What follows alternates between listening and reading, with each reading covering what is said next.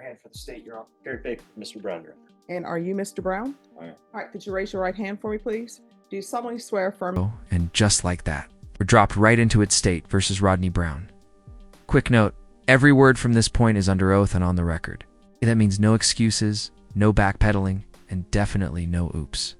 I didn't mean that. This is where the stakes get real. The testimony you give will be the truth and nothing but the truth, so help you God? I do. All right, you can lower your hand, state your name for the record. Rodney Brown. All right, so why didn't you appear for court? I woke up late and I contacted my lawyer and he told me that I had until 4, and at around like just before noon, he told me that the warrant was already issued. And to be perfectly honest, the person that I was in a relationship at the time had showed me Oh boy. Waking up late is not a legal defense. Judges expect one thing above all show up, and here's Rodney admitting the exact opposite. Pro tip, snooze. Buttons don't hold up in court. Series of videos of your more tougher representations of your and I didn't know. I've been here the last 3 days. I came into your court, I sat in the court, and I've listened to you and talked, and it was a misrepresentation of who you are. You can be tough. That's I know, no, I know you can be tough, It's a but mess. the people in these videos, you know, it had to be taken into consideration the context, and it was shown to me out of context. And I was during that time taking anxiety meds there, and I wasn't getting the proper care.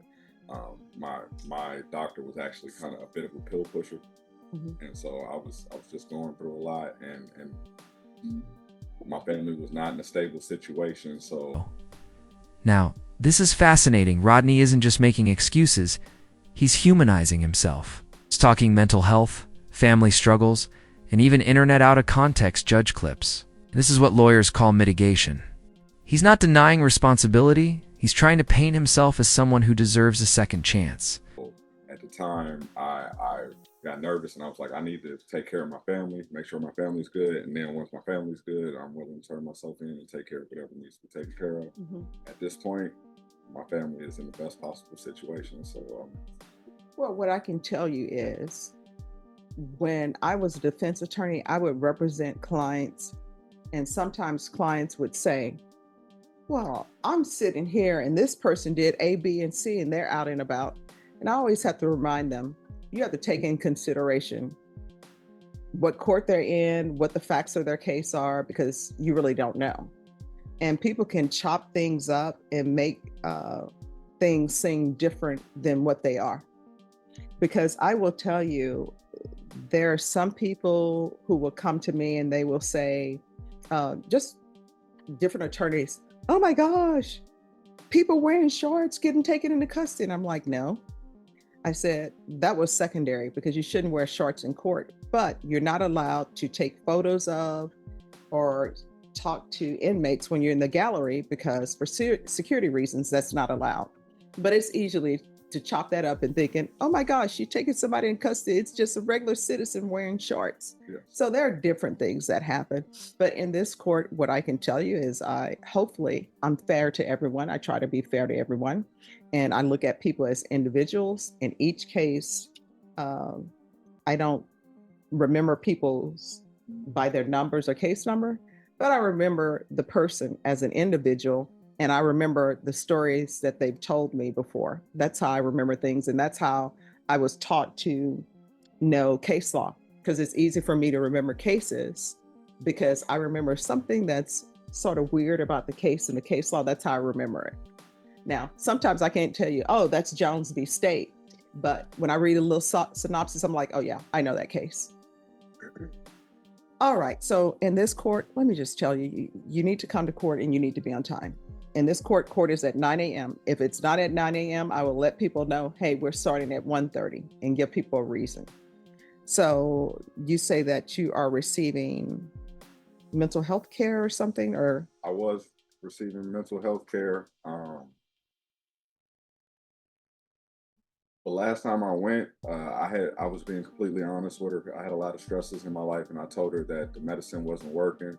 And instead of addressing it, she just kind of switched me to another medicine that the pharmaceutical sales rep had dropped off that day. And when I went and did some research, it was not an appropriate switch. And so I actually got myself off the medicine. I started exercising and taking a more positive outlook on life. And so I've grown a lot in the time that I've been released. All right. And then has there been any type of drug use in the past? No. All right. So have you all agreed on a bond? Yes, Your Honor. Previous bond was set at $7,500. And was that a PR bond? It was a PR bond. So are there going to be any objections to reinstating the PR bond? We were asking for the bond to be made, Judge, but I know defense counsel is asking for the PR bond to be reinstated. All right. So then the question becomes whether or not he can afford bond. I'll note that this doesn't appear to be an alleged violent offense. That is correct. It's not a violent offense. All right. So do you want to put any evidence on about Sure, I will. the amount he can afford? Yeah, sure. Should I? Yes. Yeah. Well, he's been sworn. Okay. Mhm. Sir, what is your current employment situation? I'm currently unemployed, but I do have an employment opportunity as soon as I present identification. As of right now, do you have any money in the bank, cash and savings accounts, checking accounts, CDs, or any investment accounts? Anything? I do not. Okay. Is it fair to say your dollar amount to your name in any holding institution is zero at this point? It's negative. Negative. Okay. Do you own any property? I do not. Okay. Do you have any? Some people might not have any money in bank, but they've got a Ford Raptor in the driveway or some other asset that they could sell to raise the $7,500. Do you have anything like that? Negative balance. No assets. No backup from family. This is the part of the hearing where money or lack of it decides your freedom. Bond isn't about guilt. It's about whether you can afford to stay out while waiting for trial. And right now, Rodney's pockets are emptier than his excuses. I do not. What about family? Is there family that could help you to pay the $7,500 bond if the court says that? They will not. Okay. Do you have any other way to be able to afford that bond if the court goes? Outside of earning the money myself, once released, if there's a way to, no. But presently, you don't. Presently, no. I have my account for the county is in a negative, and I have $7 on my phone in order to speak to my mother. That's the only person in my life. She's on the East Coast, and she's taking care of my brothers. She doesn't have funds either to. No. And you have court-appointed counsel in this case. You have previously to remain in that state at this point. Yes. I don't have any further questions. All right. Any questions? Briefly, Judge. Previously to being incarcerated for the bond violation, what was your employment status before that? I was in between jobs. I had recently been released from North Italia at the Rim, and I had applied to Hawkins Personnel Group, and they told me that if I brought in identification, a picture ID, that they would employ me. What do they do? I'm sorry. It's a temp agency, and they said that I could work at the Fiesta warehouse. I think it's like more downtown. Monday through Thursday. Friday is optional to be overtime, and pay rate is about $15 an hour. And the only thing that stopped me from reemploying was that they did e-signature, which required a picture ID. I had my voter's registration card and my birth certificate, which should have been enough, but because of the e-signature, they told me as soon as I get ID, Okay, thank you. No further questions, Judge. All right. So this is what the court is going to do. The laws for setting bonds have changed, right? So I can either set you a bond at $3,500, or I can do the PR bond at $7,500. I'll ask that the fees are waived, and you'll have to be placed on GPS, and that'll be GPS partial for employment. Those. Here's the twist. The judge is basically saying, pay cash or get a free bond with strings attached. And those strings? Is a GPS tracker strapped to your ankle? It's like Netflix with ads are out, but constantly monitored.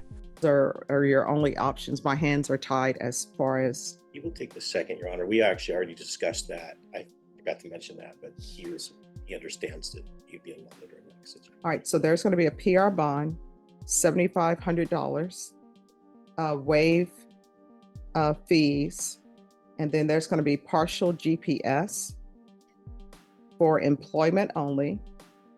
And I'll ask that the fees are waived. You do have a place to live, correct? That would have to be verified. My plan initially was to be released to the Haven for Hope, or whenever I was released, to use my resources and not to be a further burden on my family. All right, so this is with the GPS, he'll need to have a phone. So council, I'll need you to keep updated and let me know before, today is Wednesday, probably let me know by Friday if there's going to be an issue with, No problem. I can get a phone. but you'll have to have a specific residence. Specific residence. Yes. I'd have to talk to him. Just Just a ask me second. Just because I'm out, so you're. Probation. Do y'all know, are you allowed to have GPS at Haven for Hope? No, Your Honor. Have the home address on file. I have a home address. My father's live. You don't need to tell me the address, but I'm just letting you know you need to have a home address for GPS. And council, if you will let me know on Friday if there's an issue, we can take that up. Okay, Judge, I will speak to him and see if I can make sure he has. All right, and where are we on discovery? I think discovery and offer tender. Yes, Sean. Yes, Judge. I don't intend to bring a motion on this or anything like this. This is where reality hits hard. No stable address, no GPS release. And if Haven for Hope won't allow it, Rodney has to find somewhere else fast. In the legal world, freedom isn't just about money, it's about stability. No couch surfing allowed. But the court may recall this happened at the magistrate's court.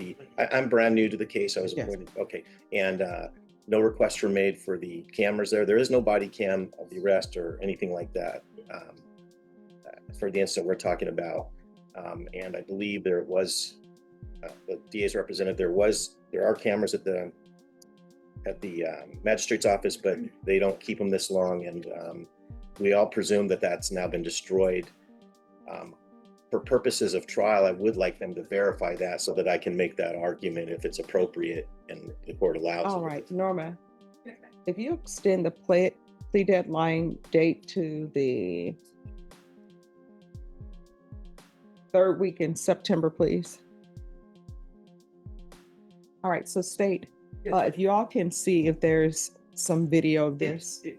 My understanding is it was looked into. And Okay. Okay. This is a 2023 case. Ah. And it's been purged by now, Judge. So Okay. it was looked into previously. And so there is some body cams, which Mr. Baker probably just addressed about after the actual finding of, not to give you all the specific facts. Yeah. So do you need the plea deadline date extended? Judge, that would be helpful, especially if my client ends up released. I can speak to him in better circumstances because I think we're close. Okay. And All right, Norma, if state you have no objections to extending the plea deadline date. No. All right, Norma, if you can extend this for that third or either fourth week in September.